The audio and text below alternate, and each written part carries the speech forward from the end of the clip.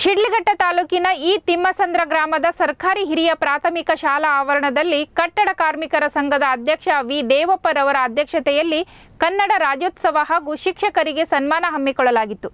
ಇನ್ನು ಶ್ರೀ ಭುವನೇಶ್ವರಿ ತಾಯಿಯ ಭಾವಚಿತ್ರಕ್ಕೆ ಪೂಜೆಯನ್ನು ಸಲ್ಲಿಸುವುದರ ಮೂಲಕ ಕಾರ್ಯಕ್ರಮಕ್ಕೆ V Devappa Srinivasa Murthy, wisdom Nagaraju, CN ಮುನಿರಾಜುರವರು ಚಾಲನೆ ನೀಡಿದರು. ಇದೇ ವೇಳೆ ಯಲಹಂಕ ನ್ಯೂ ಟೌನ್ ಜ್ಞಾನಜ್ಯೋತಿ ವಿದ್ಯಾಸಂಸ್ಥೆ ಹಾಗೂ ಹಸಿರೇ ಉಸಿರು ಟ್ರಸ್ಟ್ ವತಿಯಿಂದ ಶಾಲೆಯ ಮಕ್ಕಳಿಗೆ ಸ್ಲೇಟ್ ಬೋರ್ಡ್ ವಿತರಿಸಲಾಯಿತು.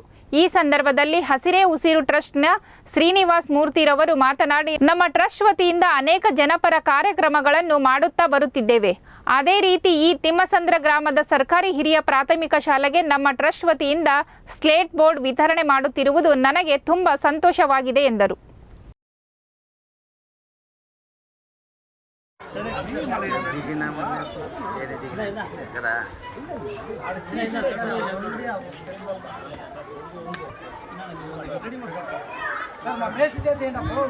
ಎಲ್ಲರೂ ಮಕ್ಕಳು ಬಂದಿದ್ದಾರಮ್ಮ? ಅಲ್ಲ, ಅಬ್ಸೆಂಟ್ ಆಗಿದೆಯಾ ಮಕ್ಕಳು? ಹೌದಾ? ಅಬ್ಸೆಂಟ್ ಆಗಿದ್ರು ಎತ್ತಿ ಆಫೀಸಲ್ಲಿ ಹಾಕಿ.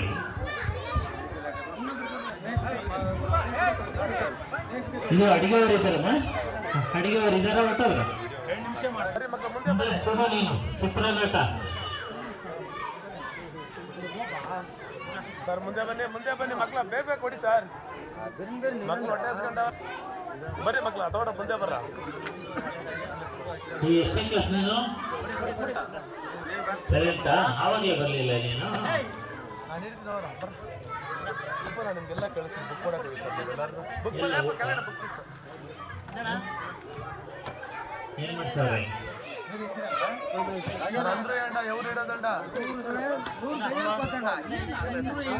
ಅಮ್ಮ, ಅಡಿಗೆಯವರ ಊಟ ರೆಡಿನಾ? ಇವತ್ತು ಕೊಡುಗೆಯಾಗಿ ನೀಡತಕ್ಕಂಥ ಶಿಕ್ಷಕರಿಗೆ ಸನ್ಮಾನ ಮಾಡುವ ಮುಖಾಂತರವಾಗಿ ಕಾರ್ಯಕ್ರಮಕ್ಕೆ ಚಾಲನೆ ನೀಡುವ ಯಶಸ್ವಿ ನಡೆಸಿದಂತಹ ನಮ್ಮ ಶ್ರೀನಿವಾಸ ಸರ್ ಅವರಿಗೂ ನಾನು ಧನ್ಯವಾದಗಳನ್ನು ತಿಳಿಸ್ತಾ ಇದ್ದೀನಿ.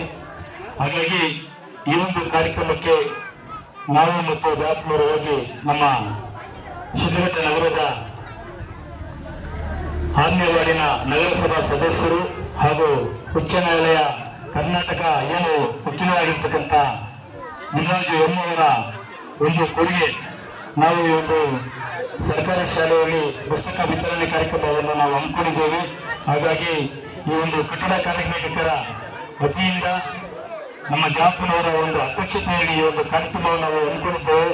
ನಿಮ್ಮ ಒಂದು ಸಹಕಾರ ಬೇಕಾಗುತ್ತೆ ಅಂತ ಕೇಳಿದಾಗ ಅವರು 115 ಜನ ಮಕ್ಕಳಿಗೆ 3 ಪೇಜಸ್ 2 ಪುಸ್ತಕ ಹಾಗೂ 200 ಪೇಜಸ್ನ ಒಂದು ಪುಸ್ತಕ ಹಾಗೂ ಒಂದು ಪೆನ್ನನ್ನ ವಿತರಣೆಯಾಗಿ ನಮ್ಮ ಸಮಾಜ ಸೇವಕರು ಆಗಿರ್ತಕ್ಕಂಥ ನಗರಸಭಾ ಸದಸ್ಯರಾಗಿರ್ತಕ್ಕಂಥ ಸನ್ಮಾನ್ಯ ಮುನಿರಾಜು ಅವರು ಕೊಡುಗೆಯಾಗಿ ನೀಡುತ್ತಾರೆ. ಹಾಗಾಗಿ ನಾನು ಅವರ ಒಂದು ಗೌರವ ಹಾಜರಿಯಲ್ಲಿ ನಮ್ಮನ್ನು ಕಳಿಸಿದ್ರಿಂದ ಈ ಒಂದು ಕಾರ್ಯಕ್ರಮ ಯಶಸ್ವಿಯಾಗಿ ಜರುಗಲಿ ಅಂತ ಬಯಸುತ್ತಾ ಕಾರ್ಯಕ್ರಮಕ್ಕೆ ಒಂದು 2 ಮಾತನ್ನು ಆಡಕ್ಕೆ ಅವಕಾಶ ಮಾಡಿಕೊಂತ ಎಲ್ಲರಿಗೂ ನಾವು ಅನಿಸುತ್ತಾ, ನಿಮ್ಗೆ ಏನು ಕೊಟ್ಟಿದ್ದಾರೆ ಜವಾಬ್ದಾರಿಯನ್ನ ಅದನ್ನ ಅರಿತುಕೊಂಡು ತಂದೆ ತಾಯಿ ಯಾರಾದ್ರೂ ಇದ್ದಿದ್ರೆ ಒಂಚೂರು ತಂದೆ ತಾಯಿ ಪೋಷಕರ ಬಗ್ಗೆ ಮಾತಾಡ್ತಾ ಇದ್ದೆ. ಈಗ ಮಕ್ಕಳು ಮಾತ್ರ ಇದ್ದೀರಿ. ಟೀಚರ್ಸ್ ಹೇಳಿಕೊಟ್ಟ ಒಂದು ಪಾಠವನ್ನ ಶ್ರದ್ಧೆಯಿಂದ ಓದ್ಕೊಂಡು ನೀವು ಸಹ ಉನ್ನತ ಸಮಾಜದಲ್ಲಿ ಉನ್ನತ ವ್ಯಕ್ತಿಗಳಾಗುವ ಮೂಲಕ ಇಂದು ಯಾರೋ ಸಮಾಜ ಸೇವಕರು ಏನು ಇವತ್ತು ಎಕ್ಸರ್ಸೈಸ್ ಕೊಟ್ಟಿದ್ದಾರೆ ನಿಮ್ಮ ಶಾಲೆಗೆ, ಮತ್ತು ಬೋರ್ಡ್ ಸ್ಲೇಟ್ ಕೊಟ್ಟಿದ್ದಾರೆ. ಅದನ್ನ ಎಷ್ಟು ಬೇಕಾದ್ರೆ ಬರಿತಾ ಇರ್ಬೋದು, ಆಡಿಸ್ತಾ ಇರ್ಬೋದು, ಅದು ತರ ಸ್ಲೇಟ್ ಇದ್ದಾಗೆ ಆ ರೀತಿ ಎತ್ತರಕ್ಕೆ ಬೆಳೆದು ನೀವು ನಿಮ್ಮ ಶಾಲೆಗೆ ಏನಾದರೂ ಕೊಡುಗೆಯನ್ನ ಕೊಡಬೇಕು ಅಂತ ಹೇಳಿ ಈ